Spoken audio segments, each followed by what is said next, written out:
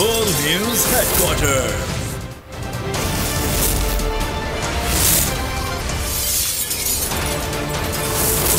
Full News Headquarters.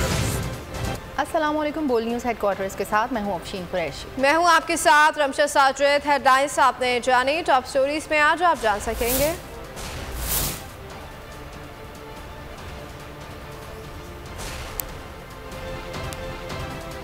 PDM इत्तेहाद को धचका,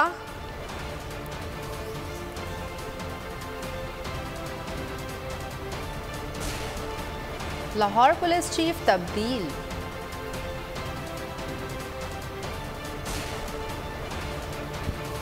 हुकूमत महंगाई पर काबू पाने में नाकाम, और दरियाए सिंध में तुग़यानी। और सबसे पहले आप बताएंगे कि पंजाब असम्बली का मार्का, तहरीक इंसाफ ने स्पीकर पंजाब असम्बली की अहम तरीन सीट जीती है। सप्तान खान 185 वोट लेकर स्पीकर बन गए हैं। नून लीग के सैफ खोकर को सिर्फ 175 वोट मिले, 4 वोट मुस्तरद हुए। इंतखाबी अमल के दौरान लीगी अरकान ने बैलेट पेपर छीन लिए, 2 दफ़ा वोटिंग का अमल रोकना पड़ा। सप्तान खान ने बतौर स्पीकर पंजाब असम्बली हल्फ उठा लिया। ऐवान ने एतमाद का इज़हार किया है, सबको साथ लेकर चलूंगा। तहरीक इंसाफ की एक के बाद एक फतह, कप्तान ने मुखालिफिन को चारों शाह निश्चित कर दिया। पंजाब असम्बली की स्पीकरशिप एक बार फिर तहरीक इंसाफ के नाम सप्तान खान स्पीकर पंजाब असम्बली मुंतखब हो गए। सप्तान खान ने 185 वोट, जबकि नून लीग के उम्मीदवार सैफुल मलूक खोकर ने 175 वोट लिए, 4 वोट मुस्तरद हुए।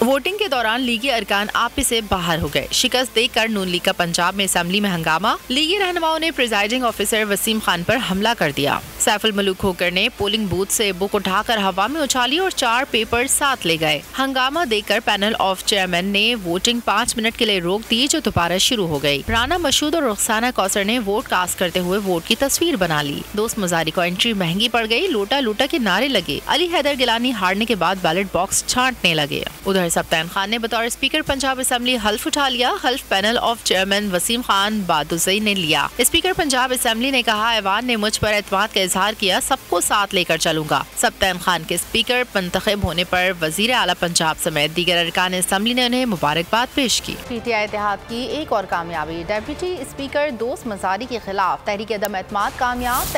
तहरीक अदम एतमाद में दोस्त मोहम्मद मजारी के खिलाफ 186 वोट आए। नए डेप्यूटी स्पीकर का इंतखाब आइंदा 2 रोज में होगा।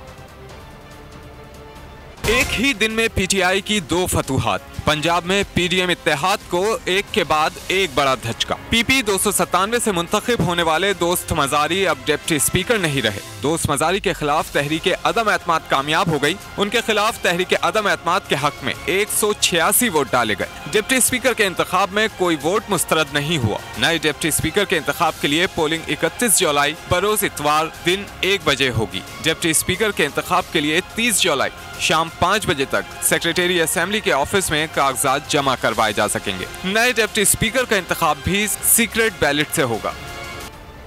असम्बली आज आखिरी लोटे से भी पाक हो गई है। वज़ीर आला पंजाब परवेज इलाही ने डेप्यूटी स्पीकर के खिलाफ तहरीक अदम एतमाद की कामयाबी के बाद पोस्ट से बातचीत करते हुए कहा कि नियत साफ हो तो मंजिल आसान हो जाती है, जब सबको साथ लेकर चलते हैं तो फतह यकीनी हो जाती है। तहरीक अदम एतमाद की कामयाबी वफादारियाँ बेचने वालों के लिए खुला पैगाम है। पैदर पेश शिकस्त के बाद अपोजिशन की मनफी सियासत आखिरी हिचकियाँ ले रही है।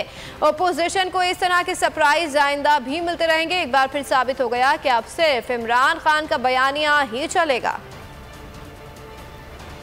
पाकिस्तान की फतह देखो, सबसे जो अहम बात है कि नीयत नेक हो, इरादा मुसम्मम हो और अल्लाह ताला ज़रूर आपकी मदद करता है।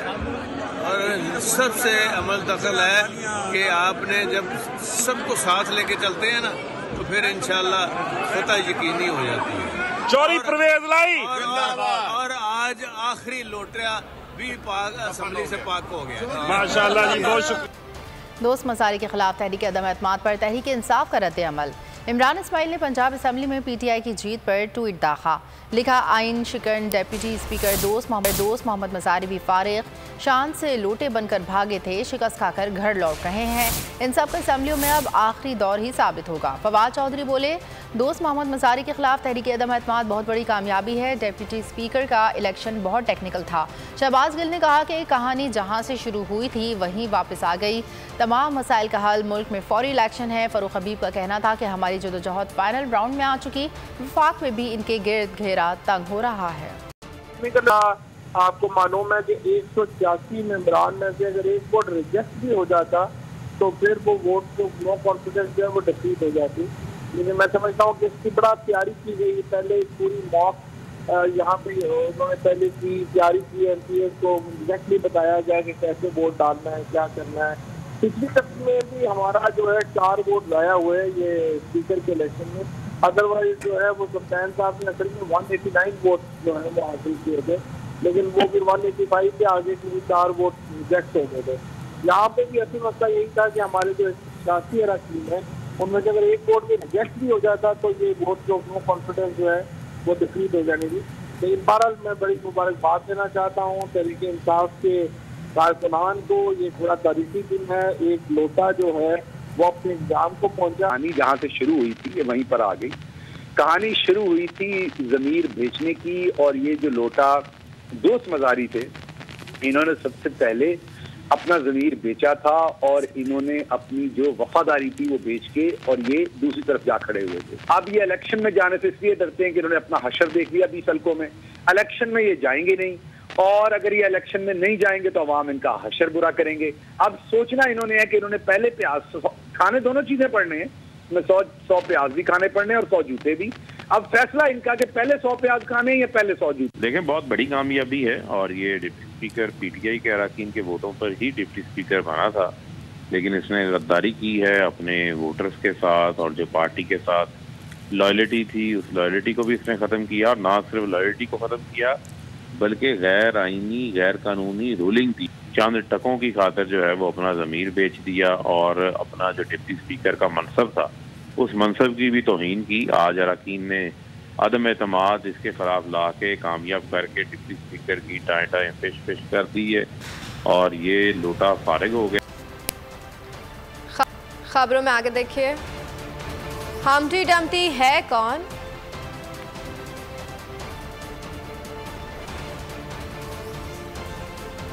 और सियासी अदम इस्तेहकाम कैसे ख़त्म होगा? नून लीग के अता ताड़ का स्पीकर के इलेक्शन के दौरान 4 बैलेट पेपर गायब होने का वावेला। मीडिया से गुफ्तगू में नाकामी छुपाने के लिए वज़ीर आला परवेज इलाही पर धांधली का इल्ज़ाम धर दिया। फैयाजुल हसन चौहान का जवाबी वार का अपोजिशन इलेक्शन हार गई। पूरे ऐवान ने देखा कि बैलेट पेपर किसने फाड़े।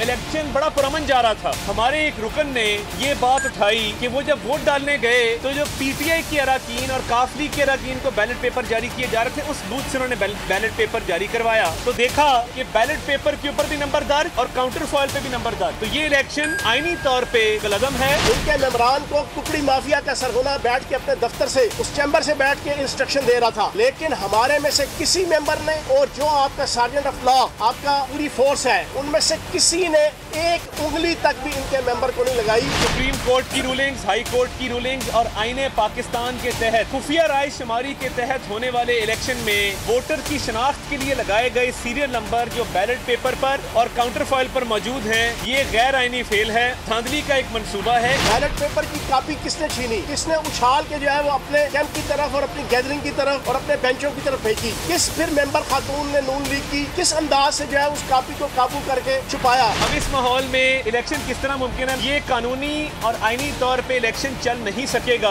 ये जो भी कानूनी चाराजोई करनी हुई करेंगे।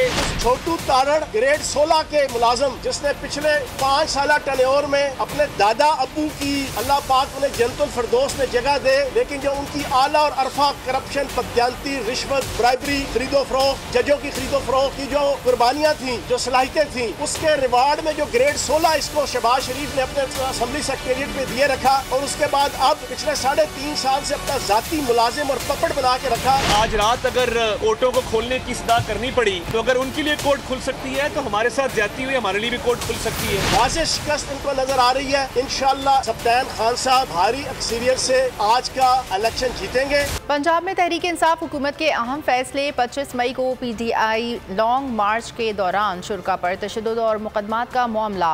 तहरीक इंसाफ ने मुजरमाना कार्रवाइयों में मुलविस एहलकारों के खिलाफ कानूनी कार्रवाई का फैसला कर लिया।